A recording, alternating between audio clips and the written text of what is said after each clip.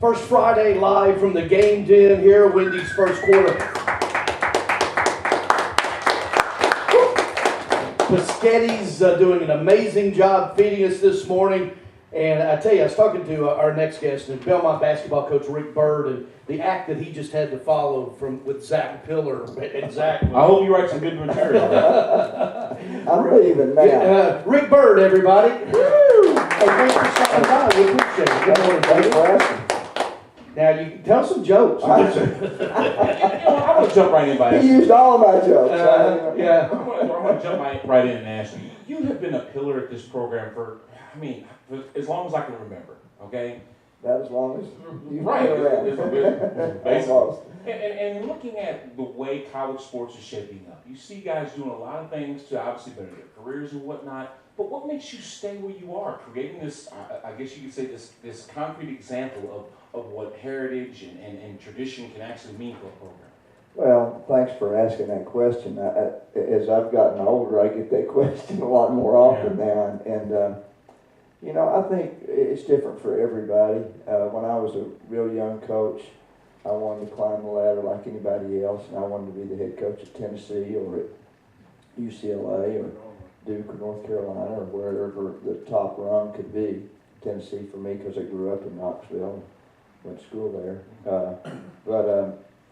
But once I got to Belmont and got to work for the people and with the people that I got to work for and saw what kind of school it was and what it stood for, lived in Nashville for 6 or 7 or 8 years, quality of life became far more important to me than climbing that ladder and making more money and all of that. So it really isn't. It really hasn't been an unselfish decision like a lot of people want to make it seem to be. It's been the best thing for me and my family. I love one day, it was 2 years ago, when you guys were at the tournament, Colin Cowherd on ESPN had a big thing about you, about Rick Byrd. Why Rick Byrd, coach, schools should come looking at you. And I thought it was so cool, Really? This national guy talking about Belmont and Rick Byrd and about the success you had and why schools should come after you. I just thought that was pretty neat. I hadn't heard that before. Yeah, pretty neat, yeah. We've had, I've been on 2 or 3 times about different things. One time he made a statement that the player, the women's player at Connecticut, what was her name? So good, just finished, and a couple of years ago. Come on, Joe, you know this. Maya. What is it, Mike? Maya Moore. Maya Moore, right. Could she play at a school like? And he just threw out Belmont, and so Greg Sage made a big deal out of it and had us on the next day and had a discussion about it. And at that time we had just signed Karan Johnson, who's a great guard for us now, and Karan had been the player of the year in the state of Alabama. So that kind of gave him an idea that there's a little bit of a gap there. Hall of Fame earlier this year, the Tennessee Sports Hall of Fame. What a great honor! Yeah, thanks, Greg. It's I think it's the best one I could ever get. I mean, I've grown up in this state, and except for a year in a junior college in Florida, I've lived here, coached here, played high school basketball here, played a little bit of junior varsity at Tennessee, and practiced with the varsity, and played in a lot of golf tournaments in the state of Tennessee, and I don't think I'm getting it for that. I don't understand that either. I'm pretty disturbed about it, really. I'm a sports writer who grew up the son of a basketball coach. You are a basketball coach who grew up the son of one of our great legendary sports editors in this state, Ben Byrd. So, and obviously that was your introduction to him covering UT, the Ray Mears era, obviously, and all that. But you grew up the son of a famous sports editor.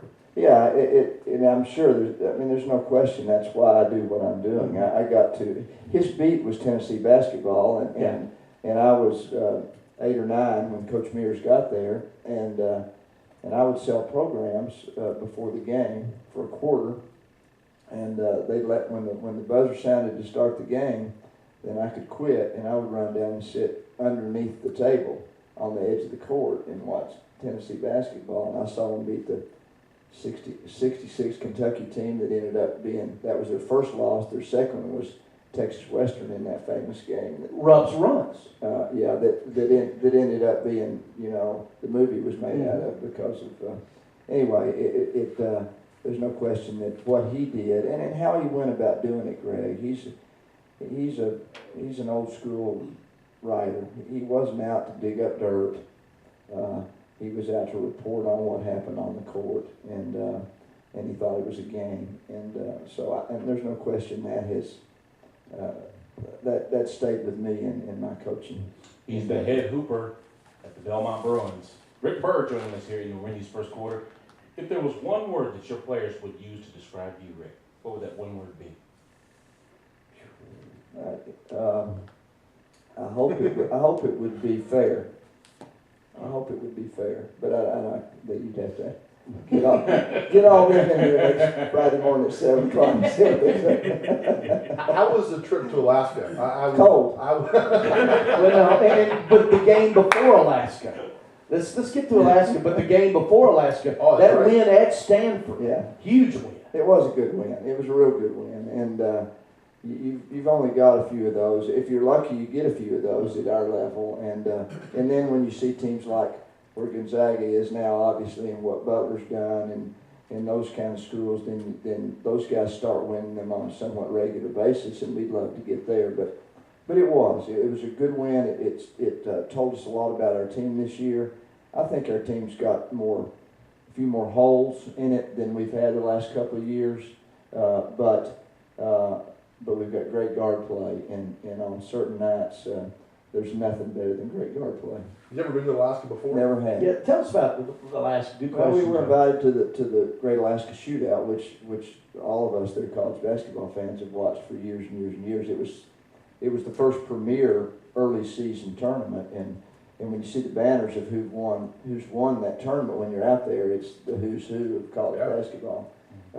It's now turned into a little bit more of a mid-major, slightly larger, good mid-majors hopefully, and so on and so forth. But anyway, we went from San Francisco out there, and it never got above 20 degrees. It was 1 or 2 or 3 when in the nights, which was most of the time because the sun didn't come up till 9:30 in the morning and went down at 4. But it's a beautiful place. The people in Anchorage were so kind and nice. Remind me of a Midwestern city in the United States. Everybody was just thrilled to have us, as good as they could be. We had 2 hosts that were great, and we played good competition. Alaska Anchorage, we drew them, the host team, a Division II school, who almost beat Murray last year in the same tournament, 1 or 2 points, I think. And then they ended up, we beat them by 14, but they ended up winning the next 2 games against Division I schools.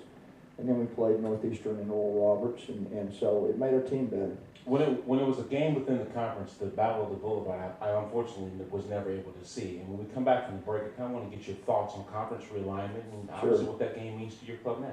Sure. We are live at the game den. Rick Byrd here with us this morning. 102.5 at the game.